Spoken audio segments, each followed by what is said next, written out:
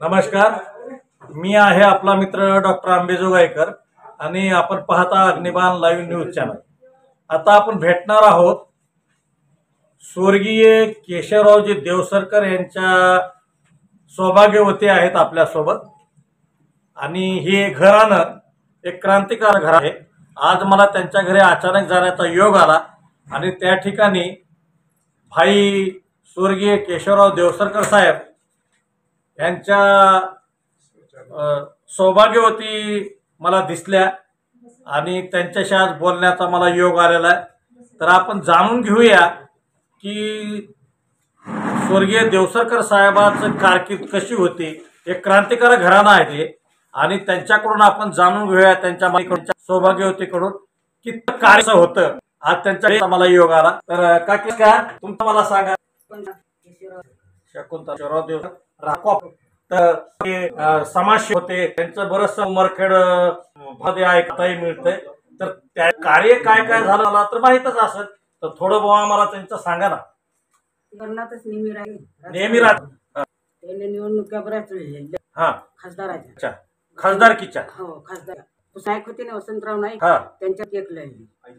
सातारीचे भाऊसाहेब माने त्यांच्या सोबत लढली, त्यांच्या विरोधात त्यांच्यावर सका पक्ष होता त्यांचा, शेतकरी कामगार पक्षाचे ते कार्यकर्ते। शेतकरी कामगार पक्षाचे कार्यक्रम कार्यकर्ते। तर ते वसंतराव नाईकाच्या विरोधात लढले, भाऊसाहेब मानेच्या विरोधात लढले, आणखी पुन्हा मग असे लढतच राहिले ना पुष्कळ। मग 1972 अच्छा बरोबर आहे।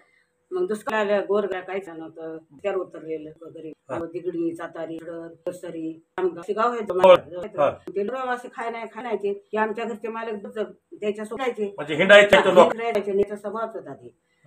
मग ते म्हणजे आम्हाला खायला यांची सोय करा। मग त्याने सांगितलं पहिल्या तारखेला मी सातारीचं गोदाम फोडणार आहोत धान्याचं, तुम्ही तिथं हजर आहात। लोकांना सांगितलं सगळ्याला, प्रत्येक खेड्यानं जाऊ सांगितलं या तारखेला मी गोदाम फोडणार आहे, तुम्ही या। लोक सज्ज झाले। मग याने त्या तारखेवर गोदाम फोडलं। इकडे पोलिसला कळवलं नाही, काही नाही। उंबरखेडला म्हणाल गोदाम सोंगडी 2 केले, दुसरे कोणीच येत नव्हतं सातारीतलं, भिऊ लागलं। दुसरे त्याचे सोबती मित्र होते, ते मित्र आले। मग ते गोदामाला गेले आणि गोटा घेऊन त्या कुलपावर गोटे मारले, कुलूप फोडलं। दोन रूमचे कुलप फोडले। भसा लोक गेले मधात, माल लुटला। मग कोण टोपले, कोण पोते, कोण काय जे जसं जमलं तसं आणले। मग ते घेत राहिले लोकांना, ते जसं जमलं तसं लोक हाताला आपापल्या घेत राहिले। तर तेवढ्यात भाऊसाहेब माने खासदार होते, आमदार आमदार होते भाऊसाहेब माने आमदार होते। त्याने मग ताबडतोब पोलिसला कळवलं तेव्हा काय आपल्या 2 मोबाईल गिबाईल असे काही नव्हते। फोन असेल त्यांच्या घरी असेल फोन। मग ते कळवल्या ताबडतोब मग पोलीसची गाडी आली। पोलीसची गाडी आल्यावर मग दुसरे 2-3 लोक पळून गेले। आता आपला नितीन बाबू मग याच्यासोबत दुसरे 2 राहिले यायचे मित्र जे होते, म्हणजे हे पळून गेले नाही, मी फोडलं असं हिमतीनं त्याचे 2 मित्र आणि आमचे मालक ते काय करते ते पाहत म्हणजे तिथंच उभे राहिले। आली पोलीसची गाडी, 2-4 पोलीस त्याच्यात। तुम्ही असं कसं केलं आम्हाला न कळवता? केलं का म्हणून केलं? हे लोक पाय केवढे लोक होते ना, एवढे लोक उपाशी मरायले। हे गोदाम काय करायचं एवढा भरून, एवढा माल आहे साठवून काय उपयोग आहे? लोक तर उपाशी मरायले, एवढे लोक उपाशी मरायले, रडायले, लेकरं बाळायचे दशा व्हायला लागली। या गोदामात एवढा माल शिल्लक ठेवून काय करायचा? कोणासाठी ठेवायचा? म्हणून मी कुलूप फोडलं। मग ते म्हणजे तुम्ही कुलूप फोडलं ते योग्य झालं नाही, म्हणजे त्याला अगोदर कळवलंच नाही ना, मनानं फोडलं। मग चला बसा गाडी। अच्छा, म्हणजे कारवाई झाली? झाली। बसा गाडी, बसतो म्हणजे चाल चहा पिऊ देतो की नाही? ते पोलीस म्हणजे नाही चहा पिऊ आणले। अच्छा, म्हणजे शेतकरी कामगार पक्षाचे होते आणि त्यांना अन्याय, अत्याचार, गरिबी वगैरे सहन होत नव्हती, म्हणून त्यांनी जे सत्ताधारी पक्षाच्या विरोधात ते लढले। मग गेले यवतमाळला द्यायला एकदम। त्यावेळेस लग्न झालं नव्हतं। अच्छा, तेव्हा तुम्ही सौभाग्यवती नव्हते का त्यांच्या? नव्हते ना? अच्छा, म्हणजे लग्नाच्या अगोदरचा हा कार्यक्रम 5 महिन्याला झालं सौभाग्य। अच्छा बरोबर, 5 महिने लग्न सुटून आल्यावर मग सरीत झाली ना आमची, लग्न झालं। लग्न झाल्यावर माझा बऱ्याच काही विरोध केला लोकांसोबत। 2 महिने जायचं लोकांसोबत तिकडं। अच्छा, म्हणजे नवीन लग्न झालं तरी केशवराव काका घरी राहायचे नाही 2-2 महिने, सामाजिक कामातच गुंतलेले असे।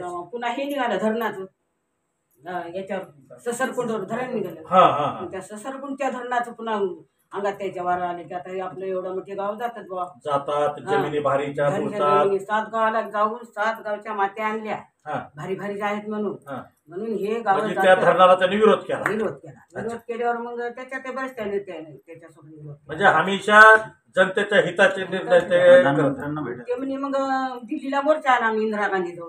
हा, त्याचं म्हणणं तुम्ही प्रश्न इंदिरा गांधीजवळ मांडा पंतप्रधानाजवळ. त्याच्याशिवाय काय धरण कॅन्सल होत होत नाही. मग इंदिरा गांधीजवळ आमच्या गावचे पळसपूरचे सातारीचे असे बरेच नेले मोर्चा नेला. समजा मोर्चाच नेला. खूप माणसं नेली गावगावची 5-6 4-5 अशी गावगावची माणसं नेली. मग त्या इंदिरा गांधीच्या त्याच्यावर जाऊन बसले पंतप्रधानाजवळ. अच्छा तिथे बंद केल्याशिवाय आम्ही इथून उठणार नाही. अच्छा. सर्व आमचं तुमच्या याचं बंगल्यातच राहणार. काय राहायचं ते आम्ही जाणार नाही. तुम्हाला आम्हाला सांगा कोणतं बंद करायचं की नाही. ते तात्पुरतं बंद केलं होतं ना. म्हणजे केशवराव देवसरकर काका हे हमेशा क्रांतिकारकासारखे काम करत होते आणि त्यांनी जनतेसाठी झिजले. हो झिजले. घर नाही काहीच नाही त्याला. घरची माणसं नाही, घर नाही, शेती म्हणजे हमेशा गुंतवून राहायचे. किती जर आपण विरोध केला बायकोने या नात्याने जरी लेकराने केला तर ते ऐकत नव्हते. बरं आता त्यांच्या माग त्याला लेकरं बाळ किती आहेत? म्हणजे तुम्हाला मुलं बाळ किती आहेत? 2 मुलं आहेत. 2 मुली. 2 मुली आणि 2 मुलं आहेत. अच्छा. बरं. सामाजिक योगदान हौद खुला केला. पुन्हा एक दुसरे भानगड सांगायचे. आमच्या गावामध्ये माझं लग्न झालं होतं माझं. बरं. ते बुद्ध मांग आमच्या गावात असतात ते हो प्रत्येक गावात. त्या गावात आमचा सासरा चुलत सासरा आमचे प्रकाश पाटील देवसरकर ओळखीचा आहे का? हो आहे आहे. मग त्याचा बाप होता. ते म्हणे या इरीचं पाणी यायला घेऊ द्यायचं नाही म्हणे. कसंच नाही म्हणे. हातात लावायचं नाही म्हणे. बाटली म्हणे पाणी पिऊ देत नव्हतं. पाणी पिऊ देत. मग त्या लोकांना कुठं पाणी प्यायचं म्हणून नदीला जायचं. त्या लोकांनी नदी बरीच लांब होती. मग त्यातून ते लेकरू ताना जरी असलं तरी पाण्यात टाकायचं झुल्यात तर नदीला जायचं बायाने. तोपर्यंत लेकरू मरोकावाचं त्याचा प्रश्न नाही. म्हणजे पाण्याचा तीव्र प्रश्न होता. होता. आणि गावातले हिर काय ते प्रकाश पाटलाचे वडील काय हात लावू देत नव्हते. हिर होती आमची सार्वजनिक. सगळ्या गावाला पाणी पियाचं. सार्वजनिक होती. सार्वजनिक नाही आमची होती. आमच्या स्वतःची. मग यायचं मग आमच्या मालकाचं म्हणणं पडले तू काही हिर न सार्वजनिक न माझी हिर होय पिऊ दे पाणी. नाही मग त्याच्यासोबत भांडणा केल्यावर मग आपण स्वतः उभी राहिली हिरीवर. ये म्हणले आता भांडणा करायला तू कसं गोरगरिबाला विहीर खुली करून. मग यायच्या लोकांना मागायला त्याला सर्वाला बोलावलं भांडी घेऊन द्यायचे. आणि पोहऱ्या बांधून दिला. दोरी बांधली पोहऱ्याला आणि चला टाका म्हणजे माझ्यासमोर गेली. विहीर खुली केली. सर्वजण या म्हणे. बिलकुल कोणाला भियायचं नाही. म्हणजे अश्प्रथा पाळत नव्हते. जातीभेदाच्या दूर होते. नाही जातीभेद करत नव्हते.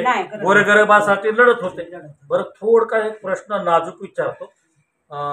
एक चर्चा असते की स्वर्गीय देवसरकर काकांचा खून झाला म्हणतात. खरं काय? आता मी कुणी केला काय केला ते विचारत नाही तुम्हाला. परंतु खरं आहे काय की त्यांचा खून झाला मर्डर झाला असं तुम्हाला वाटतंय का?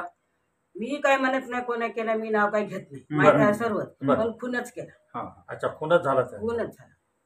अच्छा खून झाला. वावरात झाला. ते घरी नाही वावरात झाला. अरे अरे अरे एवढ्या मोठ्या क्रांतिकारकाला असं संपविण्यात आलं. ते आठवणी गेले नाही त्याला हे माणूस. हो म्हणजे सामाजिक कामात पुढे होते आणि पुढे चालून ते मोठ्या पदावर गेले असते. शेतकरी कामगार पक्षाचं ते काम करायचं. रडू नका आम्हालाही ते दुःख आहे. असे कितीतरी क्रांतिकारक आपल्या देशामध्ये संपविण्यात आले. शरीर जरी संपलं तरी शरीर जरी संपला असेल. मुलगा आणि स्नुषा चालवत आहेत आज. शरीर जरी संपला असेल तरी त्यांचे विचार त्यांचा मुलगा आणि त्यांची सुनबाई चालवत आहेत. हा आणि ते सध्या कोणती बहुजन मुक्ती मोर्चामधून सध्या पार्टीतून सध्या उमेदवार वर्षाताई शिवाजीराव देवसरकर त्यांचे खाट निशाणे आहे.